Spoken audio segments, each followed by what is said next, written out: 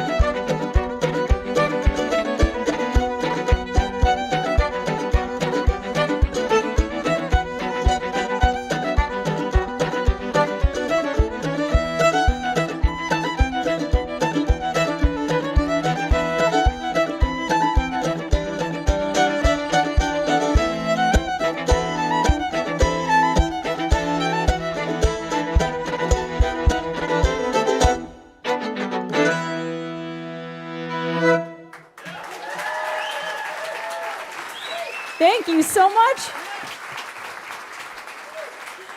Good evening, everyone. Welcome to Caffe Lena. We're so excited. This is our third time back here, and we are one person away from selling this place out. So if any of you have a friend who you know is home tonight... I might just buy the ticket myself, honestly. I know. We're going to be online at the halfway point just buying that last ticket. These three people, when I was setting up the merch, these three people like came to the door and they're like, what kind of music is it tonight? I was like, oh, well, I'm in the band. It's like Celtic folk, and I was like really selling it on it. I was like, it's great. It's fun music. It's really fun. And then the manager came over and she's like, there's one ticket left. And I was like, you're not going to want to come to this show. Trust me. It's not for you. But no, it's great to be back here. We love this room so much, and it's a great town to come to. And how many of you are in town just for the eclipse? There's a few of you. All right, we figured. Sweet. That's awesome. Well, we're glad you're here to see us today because who knows, maybe a couple days from now you won't be able to see anything. Speaking of which, if you sign our email list, we have 42 pairs of eclipse glasses at the merchandise table, free with signing of the email list to the first 42 people who fight their way over there at halftime.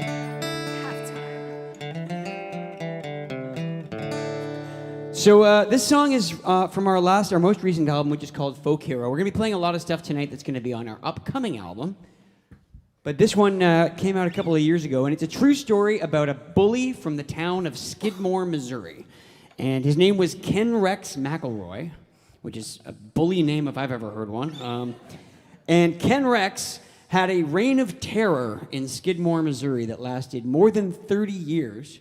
He was arrested 22 times, but they never managed to put him away for any significant amount of time because he and his buddies would find out who was serving on the jury, and they would follow their kids around town in their pickup trucks or burn their houses down or do things to intimidate people into not showing up to testify against Ken Rex. And so he always walked free because all these trials kept getting thrown out. So eventually law enforcement just stopped even showing up if you called about Ken Rex because it was more trouble than it was worth. And one day he went too far and he pulled a gun and shot one of his neighbors in the only bar in the town of Skidmore at the time. It was called the D&G.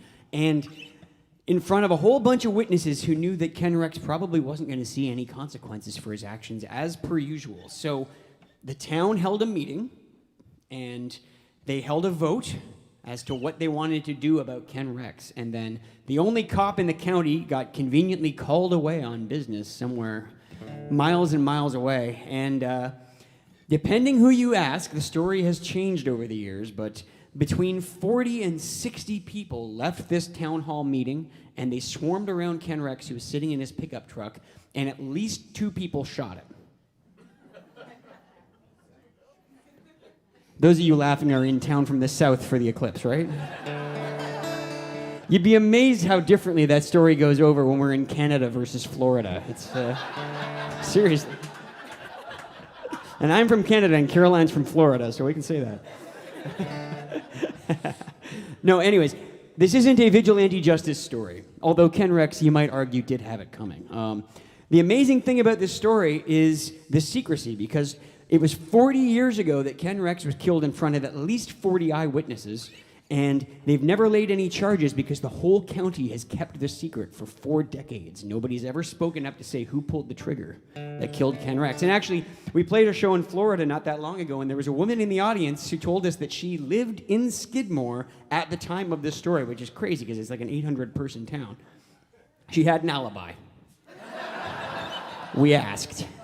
But she said that we got most of the details right. So this is the story of Ken Rex McElroy. This is called The Bully of Skidmore Town.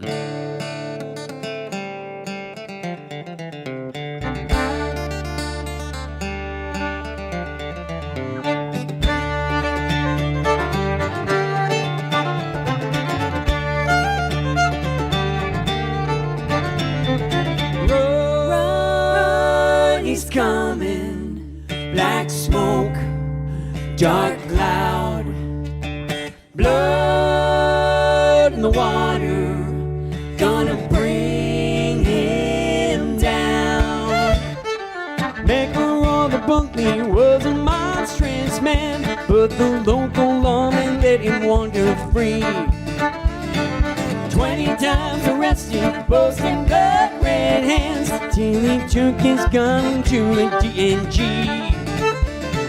Road is coming, black smoke, dark cloud, blood gonna bring him down. He shot two men for nothing in the middle of the town. Ain't he charging any town, he talking tough. He terrorized the kids and burned their houses to the ground. Then one day his neighbors finally had enough. Oh, broken bones and blackened eyes. Oh, broken promises and lies. Oh, for the goodness of their town, they'd find a Skidmore bully and they'd bring him down.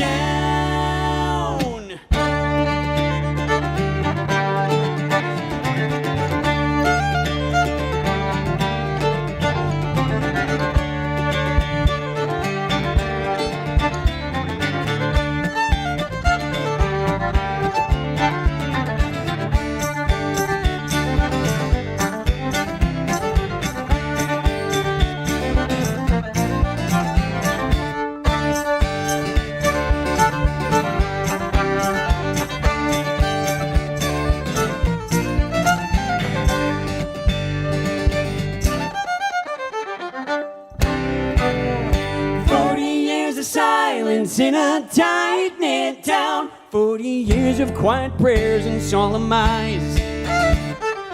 40 people saw, but not a single shooter named. No one sheds a tear the day a bully dies. Oh, broken bones and blackened eyes. Oh, broken promises and lies. Oh, for the goodness of their town, they found a Skidmore bully and they bring him down in broad daylight. So cold, so still.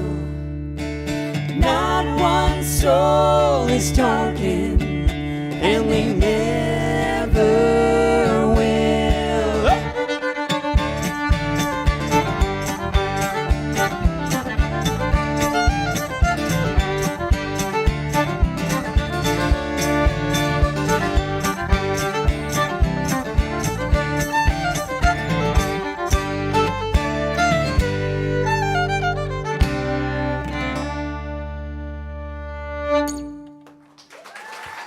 Thank you so much.